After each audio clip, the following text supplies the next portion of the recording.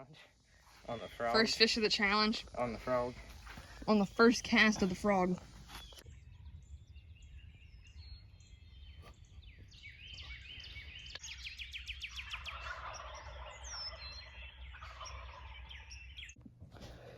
Alright guys, let's get into today's video of Do It All Outdoors.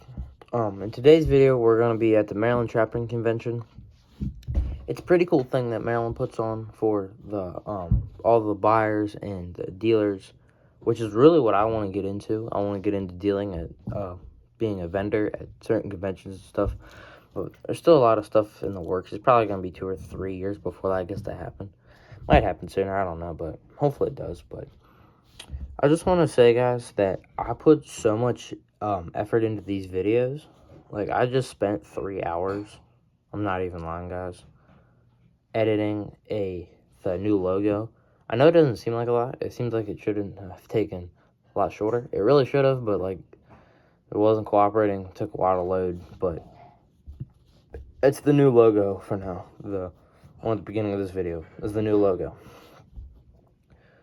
Now, I'm going to edit and critique the intro a little bit, but so you're going to see different intros, but once I find a pretty good intro, after we get more filming from the videos and stuff, that'll be pretty cool, though. But let's get into today's video. I don't want to take too much time. Just a big shout-out to the Maryland Trappers Convention, Maryland Fur Trappers, because they put on all this, and they're the ones that are helping us keep trapping in Maryland. So, big thanks to them. Now let's get into today's video.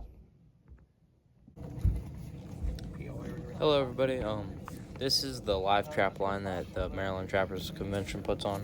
It's pretty cool if any of y'all have ever gone on it. I don't know if any of y'all are watching or even from Maryland. But yeah, it is pretty cool to go on it and see everything that's happening, so it is pretty cool. So if you ever do get to check it out, I would.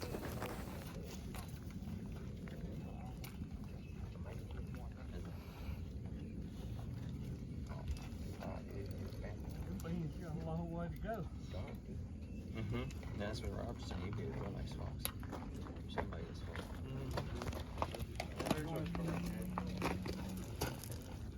Bite me, bitch.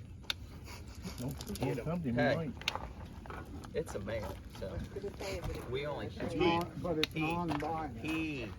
I caught him. It's a non-binary. Okay, everybody, we're back from the Maryland Fur Trappers convention, and I want to show you what we got. So, first of all, we're going to dive into these traps. So, we just bought 1 dozen new Duke 450 closed jaw fox traps. So, these fox traps are brand new, and there's a lot of good things about them. But I'm gonna explain a few here real quick. But first things first, whenever you buy them from Duke, these bullets are not included. We bought them separate. But so far as these traps right here, these traps they come like this with this. They come with that like cable on them to keep that shut.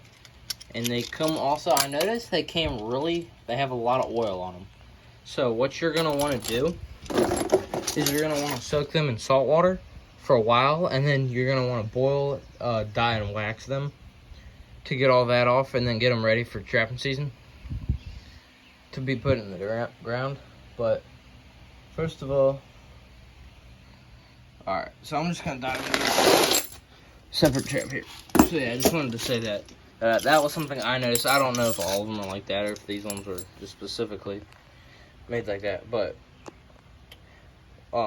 let me set the trap here real quick. Okay, so here we have the completely set trap, and if you'll notice this trap as a whole, the pan is very big.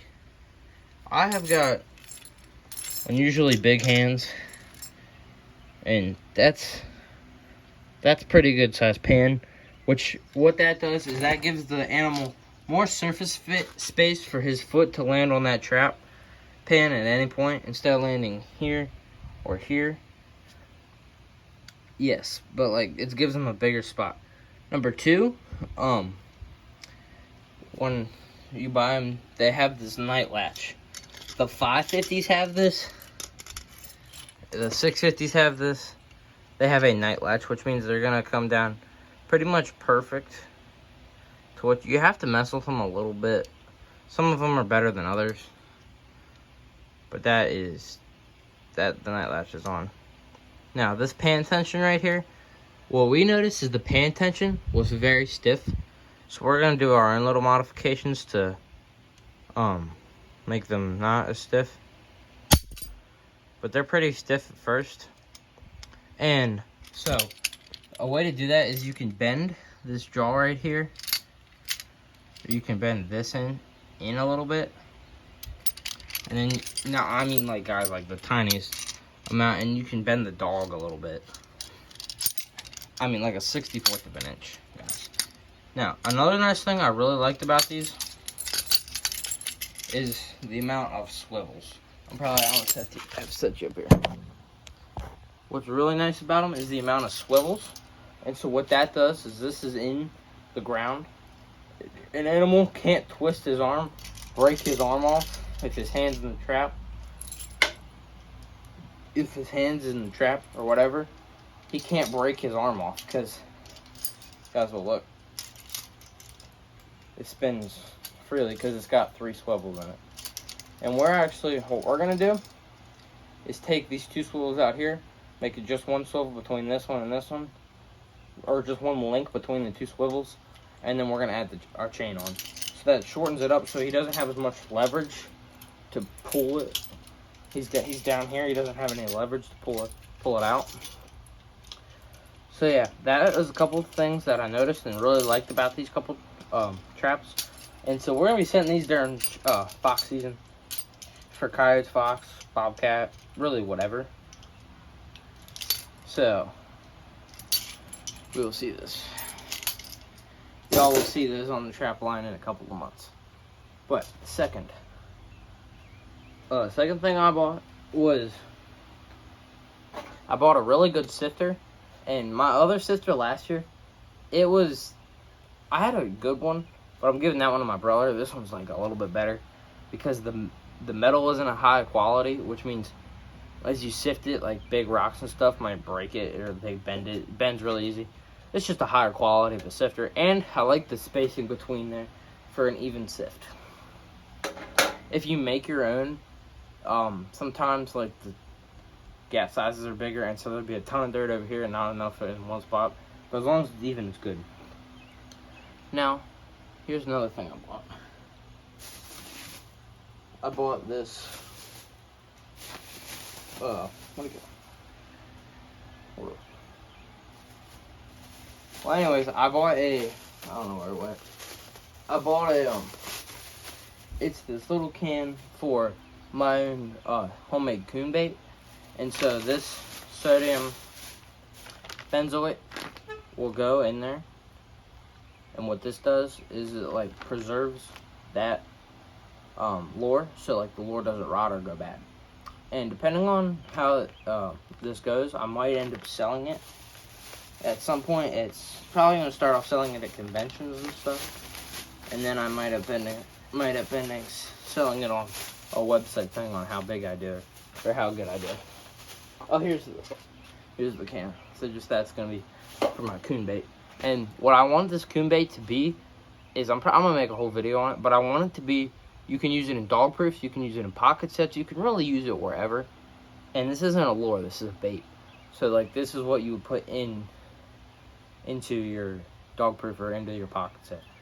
Now this should be good enough and have enough smell to where you don't need a lure. Now, here's the second thing I want to talk about in this video. Alright, so I just bought a new bottle of Canine Call. I've got a couple up there, but what this does is this is my remake lure. So after either a fox got into the set, rain, just a long period of time, or just anything really that is not the same with the first lure, that's what this is going to be used for, is my remake. So I only have to carry one lure, and you make it a lot quicker if you're using the same lure. Now, this is going to be my two first starter sets, for two first these are gonna be my two first lures coming out the gate. So I'm gonna use these pretty much flip-flop them. I'm gonna do one here, one there. So you don't have all the same lure. That's the goal. You want to switch your goal. Now you don't want to have a ton of, you don't want to have like 10 different lures. You want to have like 3 or 2.